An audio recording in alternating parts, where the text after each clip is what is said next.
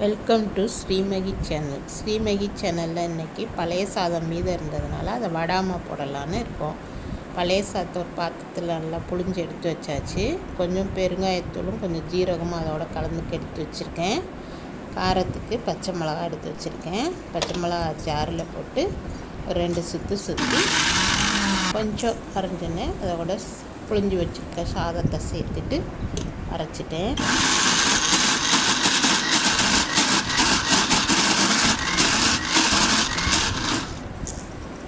மறுபடியும் கொஞ்சம் சாதம் போட்டு அரைச்சிட்டேன்.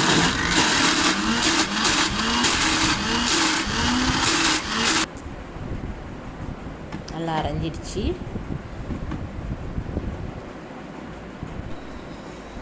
தேவையான அளவு உப்பு போட்டு மீத உள்ள சாதத்தையும் அரைச்சிக்குவோம். புளிஞ்சு போட்டு சேர்த்து அரைச்சிக்குவோம்.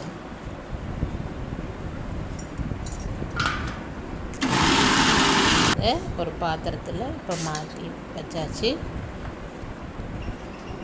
அது கூட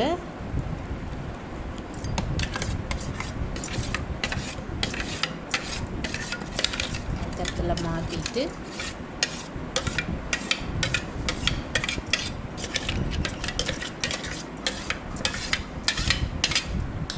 எடுத்து வச்சுருக்கேன். பாத்திரத்தில் மாற்றி எடுத்து வச்சுருக்கேன். எடுத்து வச்சுருக்க ஜீரகம், பெருங்காயத்தூள் ரெண்டையும் ஒன்றா சேர்த்து நல்லா கலக்கிட்டேன். நல்லா கூழ் வந்துடுச்சு. நல்லா பச்சையாக இருக்குது பாருங்கள். பச்சை மிளகா சேர்த்துருக்கேன். நல்லா தண்ணியாகவும் இல்லாமல் ரொம்ப கெட்டியாகவும் இல்லாமல் நல்லா கூழ் பதத்துக்கு இருக்குது.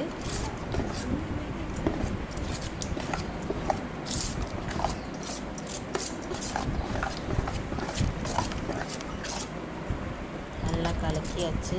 அதை ஒரு டேபிளில் வெள்ளை வேஷ்டி ஒன்று சுத்தமான வேஷ்டியை விரித்து வச்சுட்டு கொஞ்சம் கொஞ்சமாக கரண்டியில் எடுத்து அடா மாதிரி ஊற்றியாச்சு. ஊற்றுறதுக்கும் நல்லாவே வந்துச்சு. கொஞ்சம் கொஞ்சமாக ஊற்றிட்டுருக்கேன்.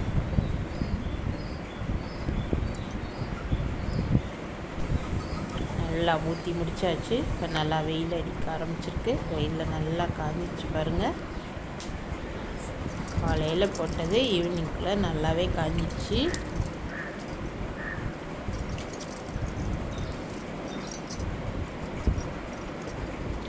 காஞ்சதை அப்படியே லைட்டாக வேஸ்டியை திருப்பிட்டு பின்னாடி தண்ணி லைட்டாக தெளிச்சிட்டு நம்ம எடுத்தோம்னா அடை கொட்டாமல் நல்லா வரும். ஃபஸ்ட்டு இன்னும் கொஞ்சம் தண்ணி இல்லை, அதனால் அது கொஞ்சம் பிச்சு பிச்சு வந்துடுச்சு. அது ஒன்று மட்டும், மித்ததெல்லாம் நல்லாவே வந்துருக்கு.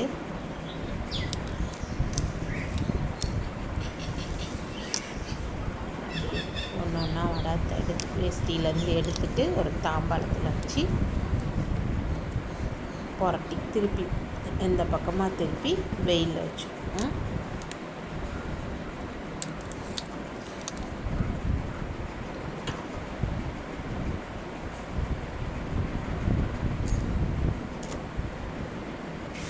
திருப்பி போட்டு எல்லாமே வெயிலில் எடுத்து வச்சாச்சு. நல்லா காஞ்சிட்ருக்கு. நல்லாவே காஞ்சிட்ருக்கு. இப்போ ஒரு வானலில் எண்ணெய் காய வச்சுட்டு காஞ்ச வடாத்தை பொரித்து பார்க்கலாம் வாங்க. ஒன்றா எடுத்து பொரிச்சாச்சு.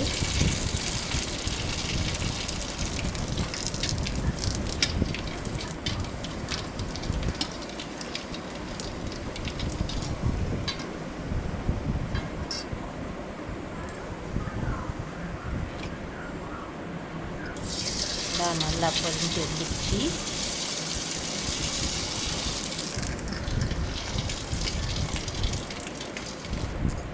எண்ணெய் கொஞ்சம் அதிகம் சூடாகிறதுனால கொஞ்சம் செவக்க ஆரம்பிச்சிருச்சு.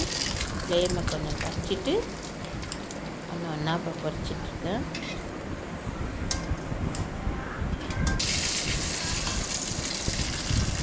பழைய சாத வடம் ரெடி ஆகிடுச்சு.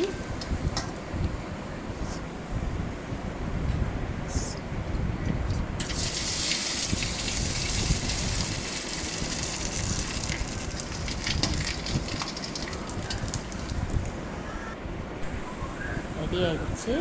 இது எப்படி இப்போ சாப்பிட்டு பார்க்கலாம்.